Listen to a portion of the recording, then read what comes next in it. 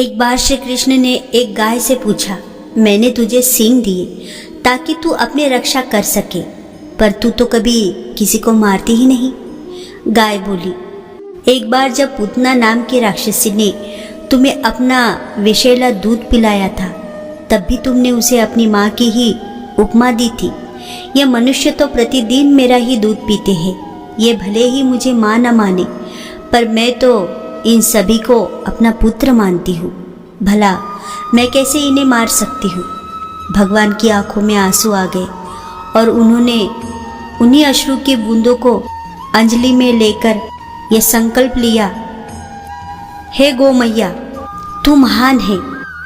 मैं चाहे जिस लोक में रहूं, पर तेरी रक्षा के लिए सदैव आता रहूंगा, क्योंकि इस पृथ्वी पर एक तू ही है जो मारने वालों को भी अपना पुत्र ही समझती है। तुलसी वृक्ष न जानिए, गाय न जानिए ढोर, माता पिता मनुष्य न जानिए, ये तीनों नंद किशोर। अर्थात तुलसी को कभी वृक्ष न समझे, गाय को कभी पशु नहीं समझना चाहिए, माता पिता को मात्र मनुष्य न समझो, क्योंकि ये तीनों साक्षात ब्रह्मा के रूप है। श्री कृष्ण की 3 अधूरी इच्छाएं। एक बार त्रिकुंज में जब राधा जी कृष्ण से मिलने गई, तब कृष्ण से बोली, तुम बांसुरी क्यों बजाते हो? कृष्ण कहते हैं, तुम्हें बुलाने के लिए। राधा जी कहती है, जब तुम बांसुरी बजाते हो तब मैं सब कुछ भूलकर, सब छोड़ छाड़ कर भागी चली आती हूँ। कृष्ण कहते हैं, ऐसा क्या है मेरी इस बांसुरी में? राधा जी कहती है, कृष्ण, तुम ये प्रेम, ये विरह कभी नहीं समझोगे। यदि तुम राधा होते तब तुम्हें पता चलता। कृष्ण कहते हैं, यदि मैं राधा और तुम कृष्ण होती तो क्या करती? राधा जी कहती है, फिर जब मैं तुम्हें मेरे विरह में तड़पते देखती, तब मुझे भी तुम्हारी तरह बड़े ही आनंद की अनुभूति होती। तब कृष्ण कहते हैं, राधा, यदि ऐसा है तो मैं कलयुग में चैतन्य के रूप में अवतार लूँगा, जिसका शारीरिक परिवेश तो कृष्ण का होगा, किंतु उसकी मानसिकता राधा की होगी, और मैं राधा भाव लेकर ही अवतरित होऊंगा, क्योंकि मैं जानना चाहता हूँ कि वह प्रेम, माधुर्य और सुख कैसे है। मेरी ये 3 अधूरी इच्छाएं हैं। पहला, प्रेम। श्री राधा का मेरे प्रति जो अद्वितीय प्रेम है, उसकी महिमा का क्या रूप है, या वह प्रेम कैसा होता है। दूसरा, माधुर्य। उस प्रेम के द्वारा श्री राधा मेरे जिस माधुर्य का आस्वाद करती है, वह मेरा माधुर्य कैसा है। और तीसरा, सुख। मेरे माधुर्य का आस्वाद करने से श्री राधा को जो सुख प्राप्त होता है, वह सुख कैसा है। अपनी इन 3 अधूरी इच्छाओं को पूर्ण करने हेतु ही श्री कृष्ण चैतन्य रूप में श्री राधा भाव लेकर अवतरित हुए। राधे राधे, राधे राधे, जय श्री कृष्ण। एक अद्भुत चमत्कार अपने जीवन के अनुभव पर आधारित है। आज से लगभग 25 वर्ष पहले की बात है। मेरे दाहिने पैर में बहुत दर्द था। उठना, बैठना, चलना बहुत ही कष्टदायक हो रहा था। उठते बैठते दर्द सीधे कमर में प्रवेश करता था, और कभी कभी ऐसा प्रतीत होता है कि जैसे पैर के नाखून से लेकर सिर से बालों तक मैं दर्द में समा गया हो। मुझे अपना जीवन निरर्थक प्रतीत होता था। दवाइयाँ तो चल ही रही थी, साथ ही साथ हल्का फुल्का व्यायाम भी करती थी, परंतु दर्द में थोड़ा सा भी आराम नहीं मिल रहा था। मुझे घर में छुट्टी लिए हुए बहुत समय व्यतीत हो गया था। बात अक्टूबर की थी। बच्चे स्कूल गए हुए थे, मैं मेडिकल पर थी। अक्टूबर के दिन यद्यपि सुबह शाम ठंड होती थी, परंतु दिन बड़े गर्म और तकलीफ के कारण उदास और ओझिल प्रतीत होते थे। मैं अपना इष्ट भगवान कृष्ण को मानती हूँ, प्रायः उनके भजन भी गुनगुनाती रहती हूँ। आज मन बड़ा उदास था। मुझे प्रतीत हो रहा था जैसे कि मैं कभी भी चल नहीं पाऊंगी। एकाएक मैं एक भजन की पंक्ति को गुनगुनाने लगी। छोड़ो छोड़ो कन्हैया मेरे हाथ, सवेरे चली आऊंगी बगियन। गुनगुनाते गुनगुनाते अत्यंत भावुक हो गई और कृष्ण से प्रार्थना करने लगी, हे प्रभु, मैं तो कभी भी अपने पैरों से चलकर तुम्हारे मंदिर नहीं आ पाऊंगी। प्रार्थना चल रही थी और नेत्र आंसुओं से लबालब भरकर उन्हें बाहर का मार्ग दिखा रहे थे। इसी स्थिति में मुझे निद्रा ने अपने अंक में ले लिया। ज्ञात नहीं कि मैं कितने देर तक सोती रही, पर जब उठी तो मन बड़ा हल्का था। मुझे कुछ अच्छा अनुभव हो रहा था। एकाएक मेरे मन में करवट लेने की इच्छा हुई, जबकि यह कार्य मेरे लिए बिना सहारे के संभव नहीं होता था। मैंने प्रयासपूर्वक करवट बदली तो मुझे दर्द तो हुआ, परंतु उतना नहीं। मैंने पुनः उठकर बैठने का प्रयास किया तो यही स्थिति हुई। जब इतना संभव हो गया तो मुझे और लालच हो गया। मैंने चारपाई का सहारा लेकर उठने की कोशिश की। कम दर्द के साथ साथ यह भी संभव हो गया। अब तो मेरी खुशी का ठिकाना नहीं था। मैं दीवार का सहारा लेकर रसोई तक गई, पानी पिया और जब वापस लौटने लगी तो दर्द बहुत कम हो गया था। मेरे नेत्रों से भगवान के प्रति कृतज्ञता के अश्रु बहने लगे। मुझे प्रेमचंद की मंत्र कहानी के शब्द याद आने लगे, ईश्वर बड़ा कारसाज है। मैं बार बार प्रभु का धन्यवाद करने लगी और कुर्सी पर बैठकर सोचने लगी कि प्रभु के मंदिर में जाना चाहिए। उन्होंने मुझे अपने मंदिर तक आने की मेरी पूरी पुकार सुन ली। मैं तुरंत धीरे धीरे घर के मंदिर में गई।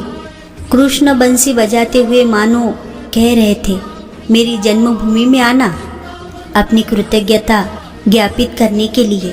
तब मैं बिना पद्रपान के ही गोकुल गई, जहाँ हर ओर मुझे बाल कृष्ण ही दिखाई दे रहे थे।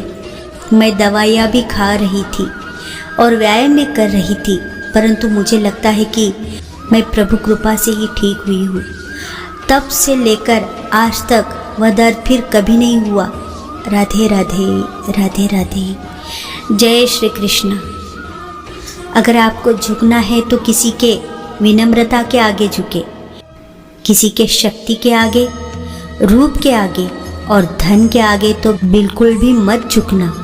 कर्म धर्म से श्रेष्ठ माना गया है, क्योंकि धर्म करके ईश्वर से मांगना पड़ता है, जबकि कर्म करने से ईश्वर को खुद ही देना पड़ता है। एक उत्तम जीवन के लिए यह स्वीकार करना आवश्यक है कि सबको सब कुछ नहीं मिल सकता। खुद से बहस करोगे तो सारे सवाल सुलझ जाएंगे, अगर दूसरों से करोगे तो और नए सवाल खड़े हो जाएंगे। जब मनुष्य अपनी गलती का वकील और दूसरों की गलतियों का जज बन जाता है तो जीवन में फैसले नहीं फासले हो जाते हैं। प्रेम बांटा गया तो रामायण लिखी गई और संपत्ति बांटी गई तो महाभारत। कल भी यही सत्य था और आज भी। किसी का बुरा करके कहाँ जाओगे? आसमान से लेकर पाताल तक सब उसी का है। आपका स्वाभिमान अगर किसी को अभिमान लग रहा है तो उसे बिल्कुल लगने दीजिए। पता नहीं कैसे परखता है मुझे मेरा ईश्वर। परीक्षा भी कठिन लेता है और हारने भी नहीं देता। जो इंसान अच्छे विचार और अच्छे संस्कार को पकड़ लेता है, फिर उसे हाथ में माला पकड़ने की ज़रूरत नहीं पड़ती। कल जो होगा सोचना छोड़ दो, एक बार दिल से जय कृष्ण बोल दो। कभी उसको नज़रअंदाज ना करो जो तुम्हारी बहुत परवाह करता हो, वरना किसी दिन तुम्हें एहसास होगा कि पत्थर जमा करते करते तुमने हीरा गवा दिया। कुदरत जब किसी के साथ किए गए धोखे की सज़ा देता है तो याद रखना, बोलने लायक तो दूर की बात, रोने के भी काबिल नहीं छोड़ता। तुम्हारी शादी तुम्हारे प्यार से ही होगी। अगर विश्वास है भगवान श्री कृष्ण पर तो एक बार भगवान पे भरोसा करके देखो। अनुमान गलत हो सकता है, लेकिन अनुभव कभी गलत नहीं हो सकता, क्योंकि अनुमान हमारे मन की कल्पना होती है और अनुभव हमारे जीवन की सीख। सम्मान के लिए संघर्ष अवश्य करें, पर अधर्म का साथ न दे। अधिकार के लिए अवश्य लड़े, किंतु जिस पर अधिकार नहीं उसका मोह न करे। भगवान कृष्ण कहते हैं, किसी दूसरे व्यक्ति के सहारे अपनी जिंदगी को जीने से बेहतर है कि आप अपनी जिंदगी को अपने बल पर जीना शुरू कर दे। आगे कृष्ण कहते हैं, अपने भाग्य पर भरोसा रखो, सब कुछ अच्छा होगा। सदैव संध्या करने वाला व्यक्ति के लिए प्रसन्नता न इस लोक में है ना ही कहीं और। प्रेम और नम्रता ऐसी महक है जिसकी खुशबू से परम पिता परमात्मा भी मनुष्य की तरफ खींचे आते हैं। मेरे कान्हा, ये कैसी चाहत है, ये कैसी लगन है, तेरे बिना भी हम तेरे ख्याल में ही मगन है। सुनो राधे, हम लड़ते बहुत हैं लेकिन प्यार भी बहुत करते हैं। हमारे गुस्से से नाराज ना हो जाना, क्योंकि गुस्सा ऊपर से और प्यार दिल से करते हैं। जो कह दिया वो एक शब्द थी, जो नहीं कह सके वो अनुभूति थी, और जो कहना था फिर भी ना कह सके वो एक मर्यादा थी। नदी का पानी मीठा होता है क्योंकि वह पानी देती रहती है। सागर का पानी खारा होता है क्योंकि वो हमेशा लेता रहता है। नाले का पानी हमेशा दुर्गंधी देता है क्योंकि वह रुका हुआ होता है। यही जिंदगी है, देते रहोगे तो सबको मीठे लगोगे, लेते रहोगे तो खारे लगोगे, और अगर रुक गए तो सबको बेकार लगोगे। धैर्य रखो, सही समय आने पर आपके पास वो सब कुछ आएगा जिसके लिए आपने मेहनत की है। अंत केवल मृत्यु है, हर दिन प्रयत्न करना जीवन है। नियत और सोच अच्छी होनी चाहिए, बातें तो हर कोई अच्छी कर लेता है। श्री कृष्ण कहते हैं, उस इंसान से झूठ कभी मत बोलना जो आपके झूठ पर भी विश्वास कर लेता है। जो कुछ भी तू करता है उसे भगवान को अर्पण करता चल। ऐसा करने से सदा जीवन मुक्त का आनंद अनुभव करेगा। श्री कृष्ण नारद से कहते हैं, मैं यह बार बार शपथ लेकर कहता हूँ, बिना राधा जी की कृपा के मेरी कृपा नहीं हो सकती है। श्री राधिका की अहेतु की कृपा से ही उनकी सखियों का संग प्राप्त होता है। उन सखियों की कृपा से ही सखी भाव मिलता है। इसी क्रम से ही केवल सखी भाव को प्राप्त किया जा सकता है, अन्य कोई उपाय नहीं है। आप कोई भी हो, संसार में आए हैं तो संघर्ष हमेशा रहेगा। कृष्ण ने हर परिस्थिति को जिया और जीता। कृष्ण कहते हैं, परिस्थितियों से भागो मत, उसके सामने डटकर खड़े हो जाओ, क्योंकि कर्म करना ही मानव जीवन का पहला कर्तव्य है। हम कर्मों से ही परेशानियों से जीत सकते हैं। इंसान को उसकी बेवकूफ़ी ही नहीं बल्कि ज़रूरत से ज़्यादा उसकी चालाकी भी ले डूबती है। दुनिया बुरी है, मतलबी है तो होने दो। बस आप अपनों के लिए अच्छे और सच्चे बनो, तब ईश्वर आपका कभी बुरा नहीं होने देगा। जब भगवान राम की भेंट मेंढक से हुई, एक बार भगवान राम और लक्ष्मण सरोवर स्नान के लिए उतरे। उतरते समय उन्होंने अपने अपने धनुष्य बाहर तट पर गाड़ दिए। जब वे स्नान करने बाहर निकले तो उन्होंने देखा कि धनुष्य की नोक पर खून लगा हुआ था। दोनों ने मिट्टी हटाकर देखा तो पता चला कि वह एक मेंढक मरने की हालत में पड़ा था। भगवान राम ने करुणावश मेंढक से कहा, तुमने आवाज़ क्यों नहीं दी? कुछ हलचल छटपटाहट तो करनी थी। जब सांप पकड़ता है तब तुम खूब आवाज़ लगाते हो, धनुष लगा तो क्यों नहीं बोले? मेंढक बोला, हे प्रभु, जब सांप पकड़ता है तब मैं राम राम चिल्लाता हूँ, इस एक आशा और विश्वास के साथ कि प्रभु अवश्य पुकार सुनेंगे। पर आज देखा कि साक्षात भगवान श्री राम स्वयं धनुष लगा रहे हैं तो किसे पुकारता? बस इसे अपना सौभाग्य मानकर चुपचाप सहता रहा। सच्चे भक्त जीवन के हर क्षण को भगवान का आशीर्वाद मानकर उसे स्वीकार करते हैं। जीत और हार आपकी सोच पर निर्भर करती है। मान लो तो हार होगी और ठान लो तो जीत होगी। सरल स्वभाव वाले व्यक्ति को कमज़ोर समझने की भूल नहीं करनी चाहिए। सरलता उसका संस्कार है, कमजोरी नहीं। मुश्किल वक्त हमारे लिए आईने की तरह होता है, जो हमारी क्षमताओं का सही आवाज़ हमें करवाता है। जहाँ तेरे अपने मुंह फेरेंगे वहाँ मैं साथ निभाऊंगा, यह भगवान कहते हैं। याद रखो, यह मृत्यु लोक है। इस संसार में मृत्यु से कोई नहीं बच सकता। जिसने जन्म लिया है उसकी मृत्यु निश्चित है। इसलिए जब तक जिंदा हो प्रभु की भक्ति करते रहो, क्योंकि इसी से तुम्हारा कल्याण होगा और प्रभु के धाम में शरण मिलेंगी। बारिश और धूप दोनों के मिलने से ही इंद्रधनुष्य बनते हैं। इसलिए खूबसूरत जिंदगी के लिए सुख और दुख दोनों ही जरूरी है। क्रोध में कही गई एक बात प्रेम में कही गई 100 बातों को भुला देती है। अपने क्रोध पर सदैव काबू रखे। जब मन परेशान हो तब कुछ मत किया करो, बस आंखें बंद कर श्री कृष्ण का नाम लिया करो।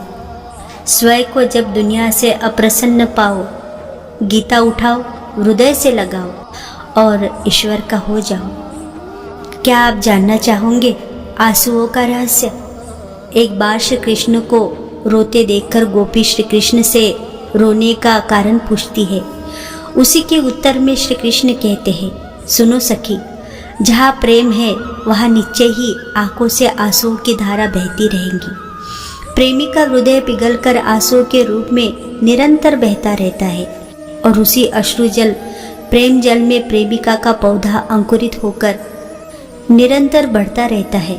सखी, मैं स्वयं प्रेम के प्रेम में निरंतर होता रहता हूँ। मेरी आंखों से निरंतर आंसुओं की धारा चलती रहती है। मेरी इच्छा नहीं थी कि मैं बताऊँ, पर तुम्हें बार बार पूछा तुम क्यों रोते हो, तो आज बात कह देता हूँ। मैं अपने प्रेम में रोता हूँ।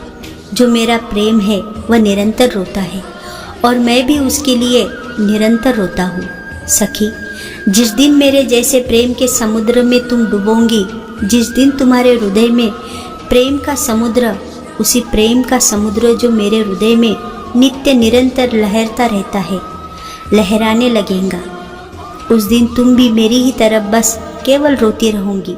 सखी, उन आंसुओं की धारा से जगत पवित्र होता है।